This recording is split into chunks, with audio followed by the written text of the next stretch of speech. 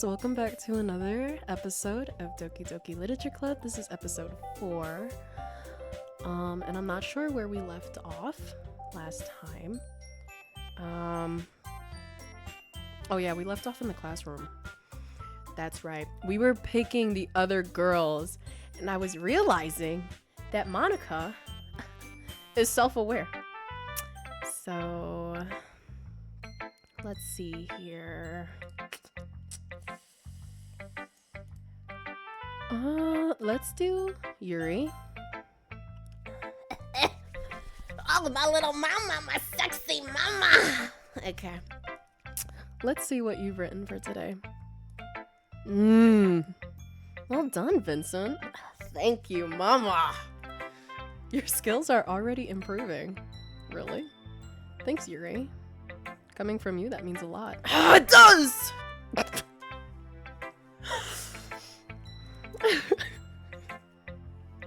I love me some Yuri. It's nothing. I'm just happy to help inspire fellow writers. I know you're new to this, so don't worry so much if it seems like you can't get your poem to feel perfect. You don't need to be afraid to be a little more daring.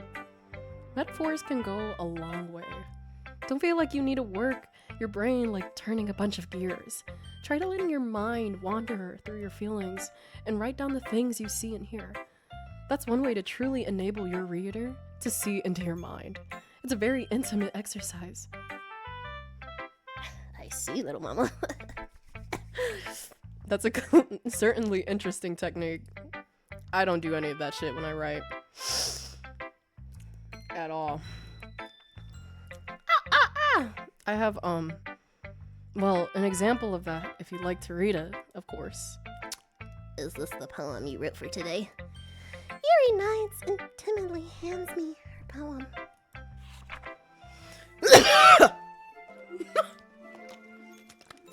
Oh, you can't even hear the water. The raccoon. It happened in the dead of night while I was slicing bread for a guilty snack. My attention was caught by the fuck does that say? Scuttering of a raccoon outside my window. That was, I believe, the first time I noticed my strange tendencies as an unordinary human. I gave the raccoon a piece of bread, my subconscious well aware of the consequences, well aware that a raccoon that is fed will always come back for more.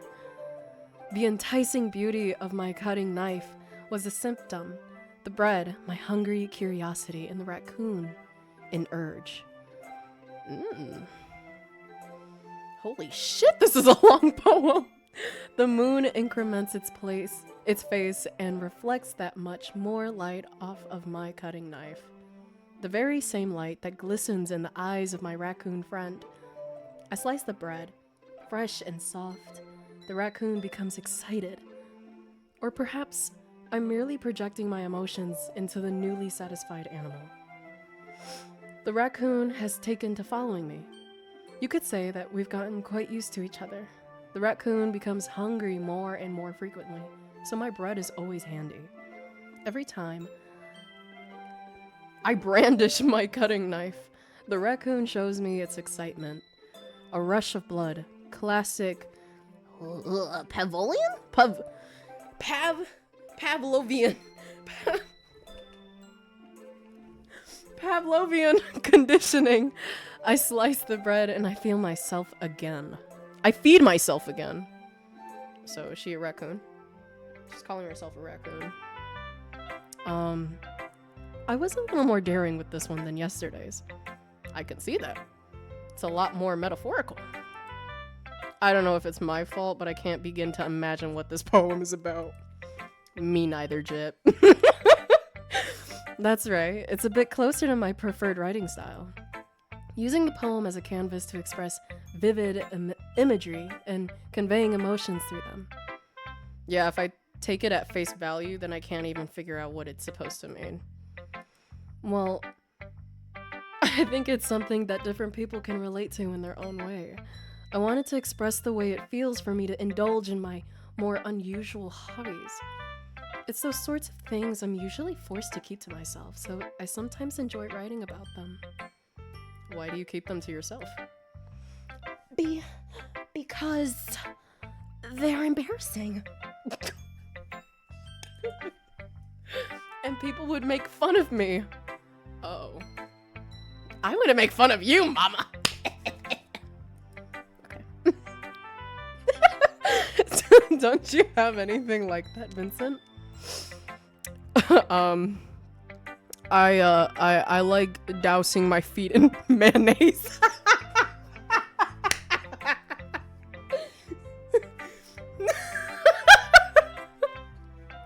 Mayonnaise. Yeah, I guess I do. I feel like everyone has a little something like that. The best we can do is respect each other in our individualities, and my bad habit of mayonnaise feet. Even if it's difficult sometimes, and some things makes us uncomfortable. After all, if I hadn't learned to embrace my own weirdness, I would probably hate myself. I might be ranting a little bit now, but I'm glad that you're a good listener. Thank you, Yuri. I'm gonna choose Natsuki. We give Sayori too much attention. Well, it's not really any worse than your last one, but I can't really say it's any better either. Phew what? Well, anything that isn't a train wreck, I'll take as a win. And I get the feeling you're probably the most critical. Hey, what makes you... Wait. Maybe that was a compliment. Glad to see someone recognizes my experience. Well then, keep practicing and maybe you'll be as good as me someday. Alright, babe. Something tells me Natsuki completely missed the point. Yeah, she definitely did. Come to think of it, this kind of reminds me of Sayori's poem from yesterday. You think so? Yeah, well, I guess if you've been friends with her for so long, you might be on the same wavelength. But you never really struck me as her type. Sayori has a type all of a sudden? Well, I don't know, but honestly, how could someone so, fluffy spend so much time with someone like you? It's like she's dragging around dead weight. Oh, wow. Thank you. That was really unnecessary. But think of it this way. If it weren't for me, she would probably just fly away, like letting go of a balloon. You could say we take care of each other in our own way. Whatever it is, I don't get it. Oh yeah, I guess I'm supposed to show you my poem. Here. Amy likes spiders. You know what I heard about Amy? Amy likes spiders. Icky, wriggly, hairy, ugly spiders. That's why I'm not friends with her. Amy has a cute singing voice. I heard her singing my favorite love song. Every time she sang the chorus, my heart would pound to the rhythm of the words. But she likes spiders, that's why I'm not friends with her. One time, I hurt my leg really bad. Amy helped me up and took me to the nurse. I tried not to let her touch me. She likes spiders, so her hands are probably gross. That's why I'm not friends with her. Amy has a lot of friends. I always see her talking to people. She probably talks about spiders. What if her friends start to like spiders too? That's why I'm not friends with her. It doesn't matter if she has other hobbies. It doesn't matter if she keeps it private. It doesn't matter if it doesn't hurt anyone. It's gross. She's gross, and the world is probably better off without spider lovers. And I'm gonna tell everyone. That was a really prejudiced poem. Ew, spiders! It's not bad, right? Well, it's quite a bit longer than yesterday's. Yesterday's was way too short. I was just warming up. I hope you didn't think that was the best I could do.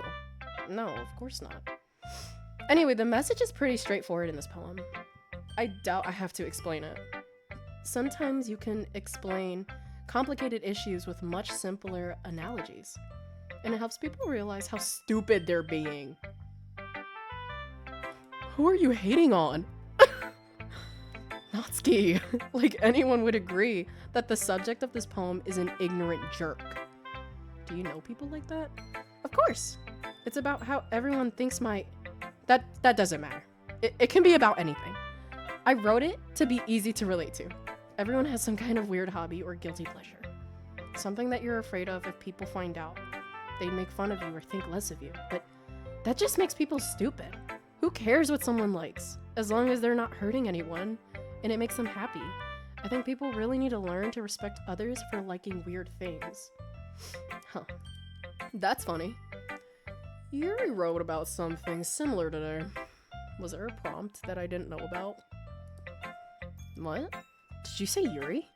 Yeah, she said her poem was about an unusual hobby of hers. I didn't really get it, but she said something similar to that people should make each other feel insecure. Shouldn't make each other feel insecure about those things. Really? Well, I mean, Yuri's pretty weird, so I wouldn't doubt that she has some weird hobbies. Not that there's anything wrong with that. It's not like I would judge her or anything. Natsuki has trouble finding words. I guess I should try not to be so mean to her. If she feels insecure about her weird behaviors and stuff, I mean, I always hate people who make me feel insecure. Insecure!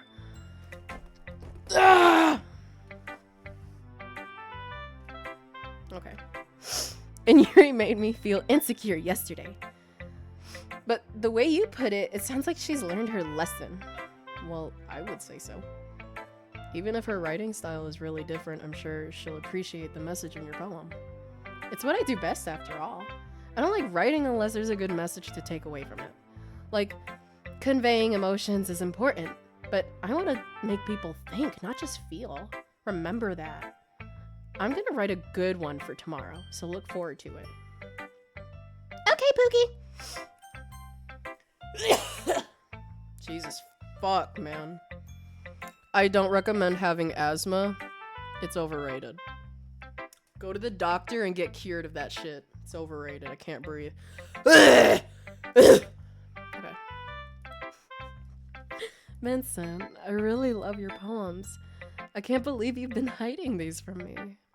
Oh wait, why am I giving her a sultry voice? What's her voice? Oh, yuck!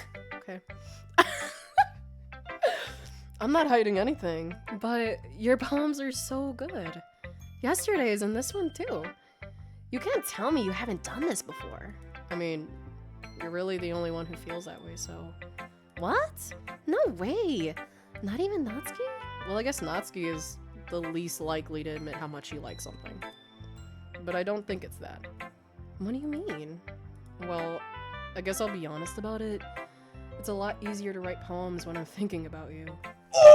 Riz! Riz. What? Wah! Stop thinking weird things, idiot.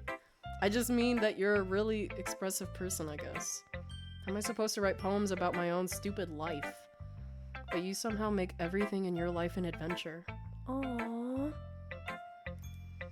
They're so cute. Even the little things. Like cooking! Let's not talk about that. So yeah, I guess what I'm saying is that I can feel more feelings through you than I can through myself. We have that kind of weird connection. It's your fault for getting in my business all the time. I don't understand. Sigh. You never understand when I try and explain things to you, do you, Sayori? I pat Sayori's head. Hey! I'm not a kid, you know. Bro. Are you sure about that? Maybe. Sayori starts fiddling with her pencil between her hands. Hey Vincent, will you give me your poem? I kind of want to keep it. Why? Because, well, it's the first time you've written something for me. The Riz. The Riz. Sayori, you completely misunderstood. I didn't write this for you. Sigh. Are you even listening anymore? No, I think she's like enamored with the Riz. Well, whatever. I'll give it to you when we get home. Really? Snap! Ah! I broke my pencil! Bro. Sayori hastily bends down to pick up the pieces she dropped. But being inattentive of her surroundings, she bumps right into me. Sorry! It's fine. I'll get it for you. I bend down and pick up the broken pencil. Sayori clutches the desk beside her to support herself, knees shaking. This sounds like a Wattpad. I'm a little clumsy today. Let's sit down, Sayori. Yeah. I grab Sayori's arm and help her sit at the desk. Anyway, I still haven't read your poem. Oh, sorry, I forgot about that. But it's not as good as yours. Jeez, don't worry. I'm sure I'll like it. Okay. Let's read this poem. It's called Bottles. I pop off my scalp like the lid of a cookie jar. It's the secret place where I keep all my dreams. Little balls of sunshine all rubbing together like a bundle of kittens. I reach inside with my thumb and my forefinger and pluck one out. It's warm and tingly. But there's no time to waste. I put it in a bottle to keep it safe. And I put the bottle on the shelf with all the other bottles. Happy thoughts, happy thoughts, happy thoughts in a bottle, all in a row. My collection makes me lots of friends, each bottle a starlight to make amends. Sometimes my friend feels a certain way. Down comes a bottle to save the day. Night after night, more dreams. Friend after friend, more bottles. Deeper and deeper my fingers go, like exploring a dark cave, discovering the secrets hiding in the nooks and crannies. Digging and digging, scraping and scraping. I blow dust off my bottle caps. It doesn't feel like time elapsed. My empty shelf could use some more. My friends look through my locked front door. Finally, all done, I open up, and in comes my friends. In they come, in such a hurry. Do they want my bottles that much? I frantically pull them from the shelf, one after the other, holding them out to each and every friend. Each and every bottle. But every time I let one go, it shatters against the tile between my feet. Happy thoughts, happy thoughts, happy thoughts, and shards all over the floor. They were supposed to be for my friends who aren't smiling. They're all shouting, pleading something, but all I hear is echo, echo, echo, echo, echo, inside my head. I think she's depressed. It might be just a guess.